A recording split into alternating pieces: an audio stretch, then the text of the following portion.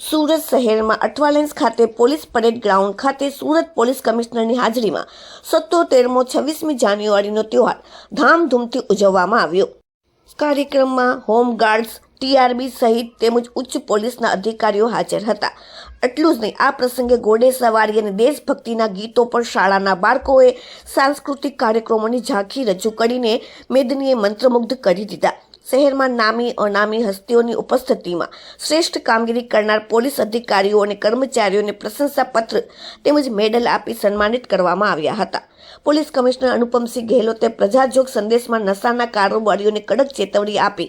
તેમણે જણાવ્યું કે ડ્રગ્સ સામેની લડાઈ હવે વધુ તીવ્ર બનશે। નશાના સોદાગરો સામે સખ્તની સખ્ત કાર્યવાહી થશે તેમજ ગેરકાયદેસર બાંધકામો પર ડિમોલેશનની કાર્યવાહી કરવામાં આવશે।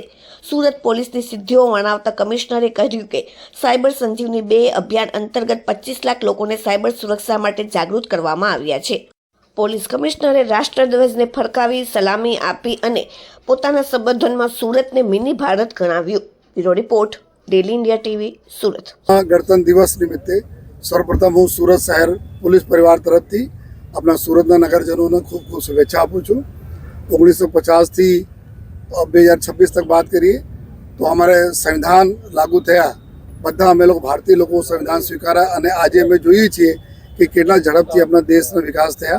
એના મુખ્ય પાડો છે કે આપણા જો અમારા ગ્રંથ છે, અમારા સંવિધાન જો તમામ ધાર્મિક ગ્રંથોથી भी પવિત્ર છે। તો એના લીધે જો આજે 142 કરોડના દેશમાં જો અમે જે રીતે બધા લોકો એક સાથે હળી મળીને રહેતા હોય છે, અલગ અલગ અમારા जो डाइवर्सिटी एटली है छता हमारी यूनिटी है, चाहे हमारा भाषा हो, चाहे हमारा जो है अलग अलग प्रकार मेला तीज त्यौहारों हो जो है। અને આ જ રીતે સુરત શહેર जो 90 લાખની વસ્તી ધરાવતા શહેર છે, જેના અમે મિની ભારત તરીકે ઓળખીએ છીએ। કારણ કે 28 રાજ્યોના લગભગ 40 લાખ લોકો अपना સુરત શહેરમાં રહેતા હોય। ગુજરાતના 33 જિલ્લાના લોકો અહીંયા રહેતા હોય તો મિની ગુજરાત भी છે, મિની ભારત भी છે।